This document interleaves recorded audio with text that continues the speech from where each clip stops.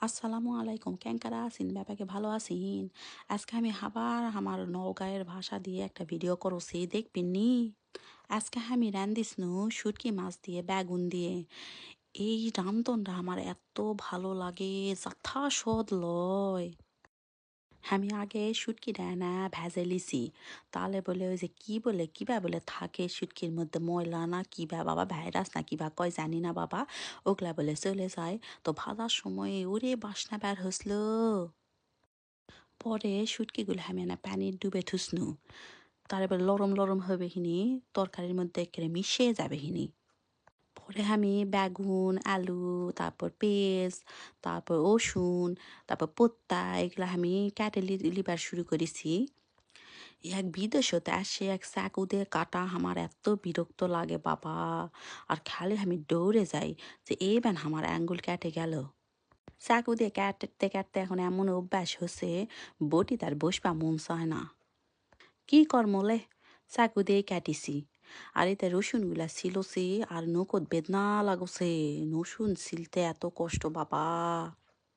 শুটকি আবার বেশি রসুন দিলে অনেক স্বাদ হয় এর জন্যে অনেকগুলা করে আমি রসুন কেটে আবার এগুলা কুচি কুচি করে কেটে লিসনু ওইদা আমি এখন সব কিছু এই যে ফ্রাইং প্যানের মধ্যে দিয়ে এখন সব কিছু একসাথে মিক্সড করবো তারপরে আনা দিসনু হলদি আনা দিসনু ওই যে জিরা ধুনার গুঁড়া আনা দিসনু নুন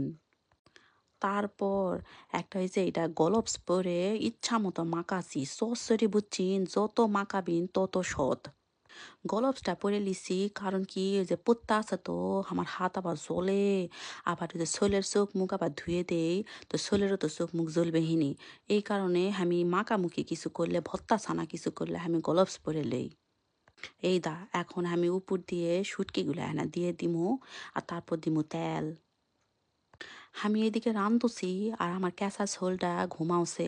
আমি আবার ক্যামেরাটা অন করে থুয়ে আসিছি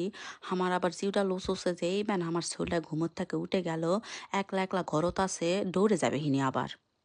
এই জন্যে আমি রান্দিসনু আর এনা এনা করে ক্যামেরা এনা এনা করে দেখিসনু যে ঝোল উঠিছে নাকি রান্দা আমার তখন শেষ হয়নি ও মা ছোল যায় দেখে উঠে গেছে পরে ছোলো কোলতলে রান্দিছি কি কর্ম বু ওই দা শুটকির থেকে পানি বের হয়েছে আমি এনে লাড়ে দিছি লাড়কি দিয়ে তারপর আবার আমি ঢেকে দিছি কি সুন্দর যে বাসনা বের হয়েছিল তখনই খাবা মন চাইছিল আমার এখন এই যে